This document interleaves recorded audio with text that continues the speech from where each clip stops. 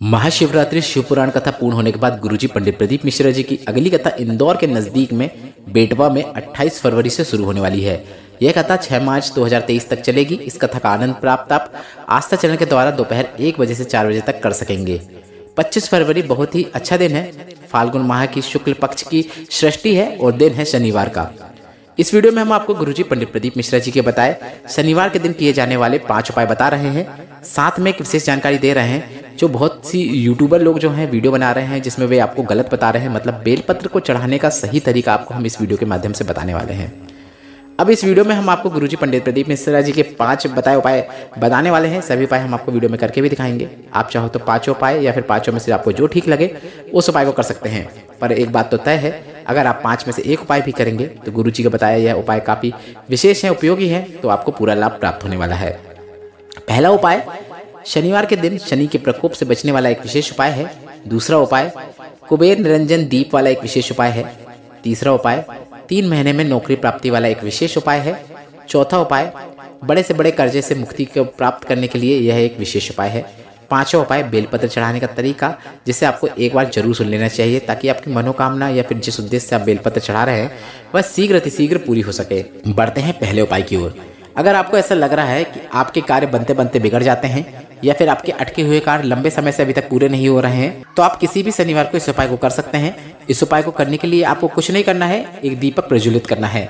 पर यह दीपक आपको विशेष स्थान पर विशेष समय में प्रज्वलित करना है। गुरुजी पंडित प्रदीप मिश्रा जी ने बताया शनिवार के दिन अगर कोई पीपल के वृक्ष के नीचे सरसों के तेल का दीपक लगाता है तो उसे कभी भी शनि परेशान नहीं करता है। इस दीपक में आपको गोलबाती का उपयोग करना है और यह दीपक आपको शाम के समय मतलब प्रदोष काल में लगाना है।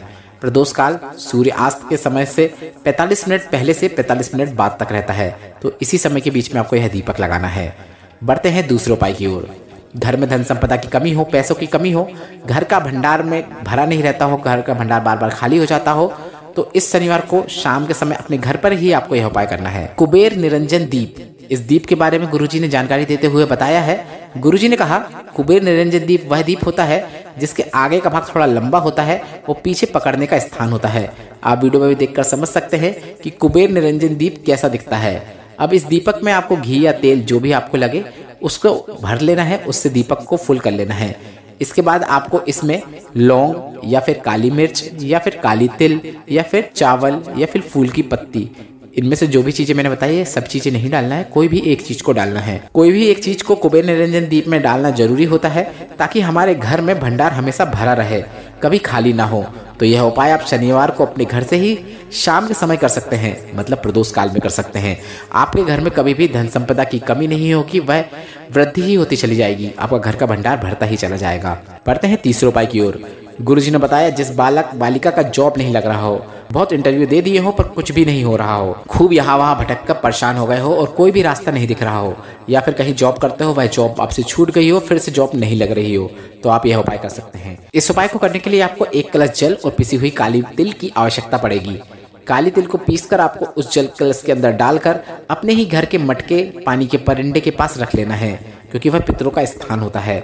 जहाँ पर भी आप पानी भरते हैं वह स्टील का हो, मटका हो, कोई भी हो, पानी का पात्र होना चाहिए, आपके रसोई में होना चाहिए, किचन में होना चाहिए, उसके नज़दीक आपको इस कलश को रख देना है। अगर पात्र नहीं है, आरओ की मशीन लगी है, तो आप उसके नीचे भी इस पात्र को रख सकते हैं, क्योंकि घर का जो पानी का परिंदा होता है, पानी का पात्र होता है, उसमें पितरों का वास होता है। रात भर रखे रहने के बाद आपको सुबह उसको 10 बजे से 12 बजे के बीच वट वृक्ष या फिर पीपल या फिर बेलपत्र, तीनों के नीचे नहीं जाना है, तीनों में से कोई भी एक वृक्ष के नीचे जाकर उस जल को अर्पित कर देना है। बाबा चाहेंगे तो 3 महीने में कहीं ना कहीं नौकरी लग ही जाएगी। अब यह उपाय भी उसी व्यक्ति को करना है जिसको नौकरी की तलाश है। बढ़ते हैं चौथे उपाय की ओर। कर्जा तभी बढ़ता है जब घर में धन संपदा की कमी रहती है, पैसों की कमी रहती है, घर में किसी की नौकरी नहीं रहती है, जो व्यापार रहता है वह भी नीचे आता चला जाता है। ऐसे में कर्जा बढ़ना स्वाभाविक बात है। तो गुरुजी ने कहा है इन सब से बचने के लिए आपको अपने कर्म तो निरंतर करते ही रहना है, पर साथ में कर्जा मुक्ति का एक विशेष उपाय करना है। यह उपाय आप सुबह या शाम दोनों समय कभी भी कर सकते हैं। इस उपाय को करने के लिए आपको 1 लौंग की आवश्यकता होगी और 1 जल कलश की आवश्यकता होगी। अगर आप सुबह जा रहे हैं वट वृक्ष के नीचे, बरगद के पेड़ के नीचे, तो 1 कलश में जल भर लें, उसके अंदर आप लौंग डाल दें और वटकेश्वर महादेव का नाम लेते हुए वह जल और लौंग वट वृक्ष के नीचे ही अर्पित कर दें। बस इसी प्रकार से यह उपाय करना है। इसके बाद अगर आप सुबह नहीं जा पा रहे हैं, अगर आप शाम को जा रहे हैं तो आप एक गोल बाती का घी का दीपक ले जाएं और इस गोल बाती के घी के दीपक को आप वट वृक्ष के नीचे प्रज्वलित करें, एक लौंग को अर्पित करें और वटकेश्वर महादेव का स्मरण करें। बस इस प्रकार से करना है। शाम को जल अर्पित नहीं करना है, जल अर्पित आप सुबह कर सकते हैं अगर शाम को चाह रहे हैं दीपक प्रज्वलित करना है। इस प्रकार से वट वृक्ष के नीचे सप्ताह में अगर आप एक बार भी दीपक प्रज्वलित कर रहे हैं, कितना भी बड़ा कर्जा क्यों ना हो, महादेव आपके घर में ऐसे धन के भंडार खोल देंगे, नौकरी लगवा देंगे, व्यापार ऊपर उठवा देंगे कि बड़े से बड़ा कर्जा चुक जाएगा। यह उपाय आप जरूर करिए। गुरुजी ने हाल ही की पिछली कथाओं में यह उपाय बताया है। यह बिल्कुल नया उपाय है और काफी असरदार उपाय है। बढ़ते हैं 5वीं और अंतिम जानकारी की ओर। अभी मैंने कई यूट्यूबर्स के शॉर्ट्स वीडियो देखा था जिसमें वे आपको गुरुजी की आवाज में उपाय करते हुए दिखाते हैं, पर बेलपत्र को चढ़ाने का तरीका जो गुरुजी पंडित प्रदीप मिश्र जी ने बताया है, शायद उन बहनों ने यह तरीका सुना नहीं है। इसलिए मैं उन बहनों से निवेदन करना चाहूंगा कि आप जो जानकारी दे रहे हैं, एक बार आप गुरुजी की जानकारी सुन लें, इसके बाद ही आप वीडियो बनाएं ताकि लोगों तक सही सही जानकारी पहुंच सके और उनकी इच्छा, उनकी मनोकामना शीघ्र अतिशीघ्र पूरी हो सके।